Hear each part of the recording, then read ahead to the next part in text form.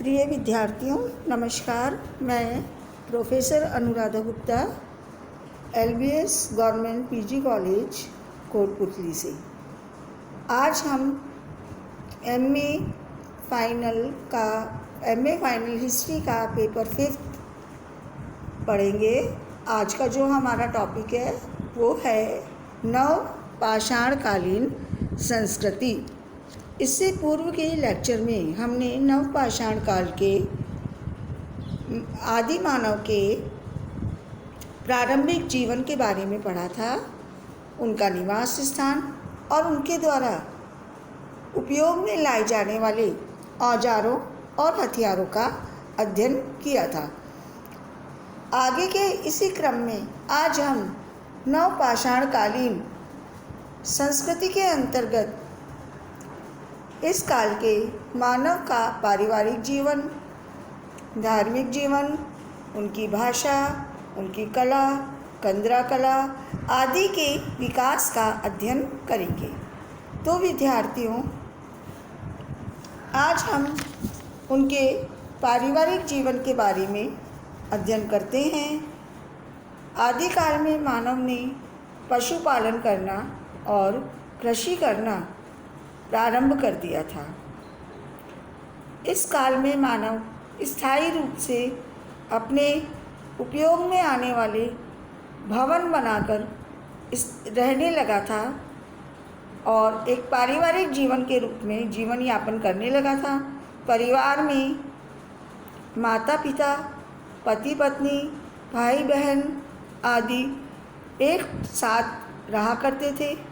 परिवार में सर्वाधिक अनुभवी और शक्तिशाली पुरुष ही परिवार का मुखिया अथवा नेता होता था।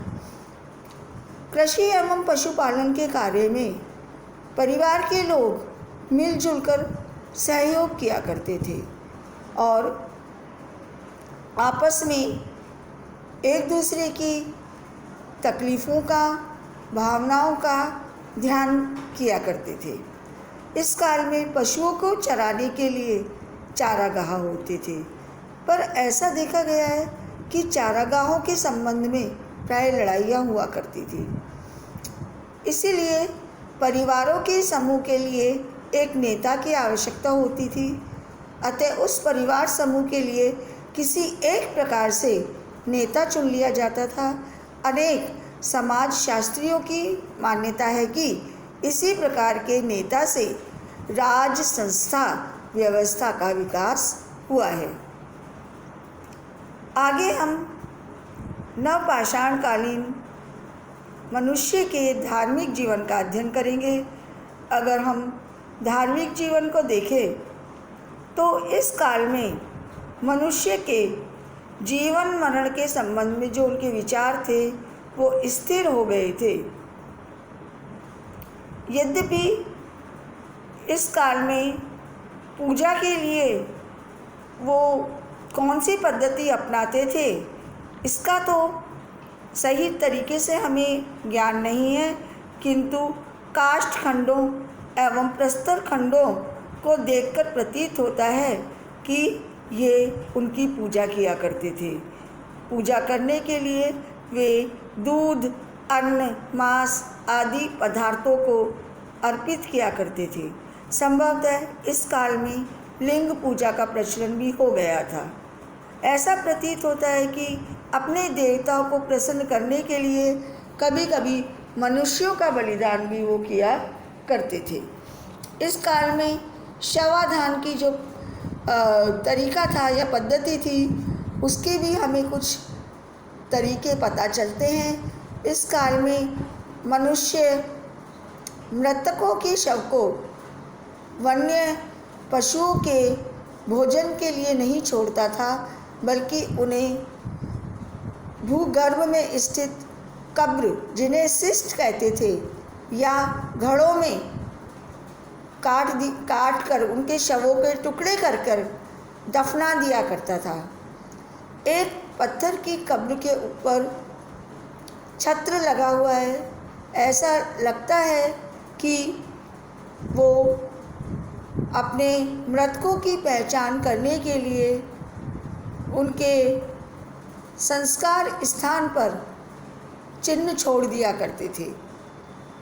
इस काल में हमें समाधियों के अवशेषों का भी पता चलता है। अगर हम नवपाषाणकालीन मनुष्य की भाषा और कला का अध्ययन करें तो हमें पता चलता है कि इस काल में लोगों का शब्द भंडार बढ़ने लगा था। वर्तमान में राजस्थान की जनसंख्या का काफ़ी बड़ा अंश उत्तर पाषाण युगीन प्रोटो ऑस्ट्रोलॉयड लोगों का है, जिनमें भील, मीणा, मेवाड़ तथा सिरोही की आदिम जातियां शामिल हैं। संभवतः वे मुंडा भाषाएं बोलते थे, क्योंकि मुंडा की उपभाषाएं दक्षिण पूर्वी एशिया तथा प्रशांत क्षेत्र से लेकर ऑस्ट्रेलिया तक के लोगों की प्राथमिक बोलियां रही हैं। इस युग में कला की व्यंजना मिट्टी के बर्तनों में मिलती है।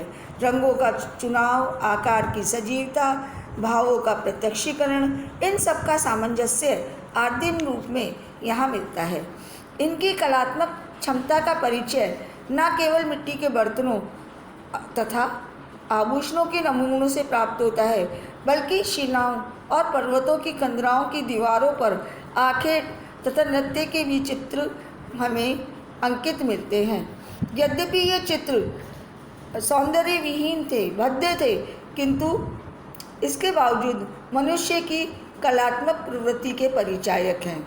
अगर हम इस काल की कंदरा कला, जिसे रॉक आर्ट के नाम से जाना जाता है, का अध्ययन करें तो हम पाते हैं कि गुफाओं में रहते समय मनुष्य वर्षा और अन्य शीतकाल में, वर्षाकाल में, शीतकाल में रॉक आर्ट आदि का चित्रण गुफाओं में प्रायः कर दिया करता था। मनुष्यों ने जिस समय कंदराओं को अपना आवास बनाया, उस काल में कंदराओं की दीवारों पर उकेरी गई चित्रकला को ही कंदरा कला के नाम से जाना जाता है। हमें इस काल की इस तरीके के जो चित्र हैं, चित्तौड़ की पहाड़ी की कंदराओं में, टोंक तथा अरावली पर्वत की श्रृंखलाओं में जो कंदराएं स्थित है, वहाँ से प्राप्त होते हैं। इन चित्रों में प्राय शिकार के पूर्व का नृत्य, शिकार के दृश्य, गर्भवती महिला का चित्र, पशु पक्षियों तथा वनस्पतियों के चित्र आदि चित्र हमें दिखाई देते हैं। इस काल में जो मनुष्य द्वारा उकेरे गए चित्र थे, वो बहुत ही अस्पष्ट और टेढ़ी मेढ़ी रेखाओं से बने हुए थे, जिनसे ये पता चलता है कि चित्रों के निर्माण में कला का नहीं, बल्कि मनुष्य ने अपनी भावनाओं का ही ध्यान रखा। इसके अलावा इस काल में मनोरंजन के भी कुछ साधन थे, जैसे चौकड़ी का खेल, गोटियों का खेल आदि भी खेल खेलकर मनुष्य अपना मनोरंजन किया करता था। धन्यवाद।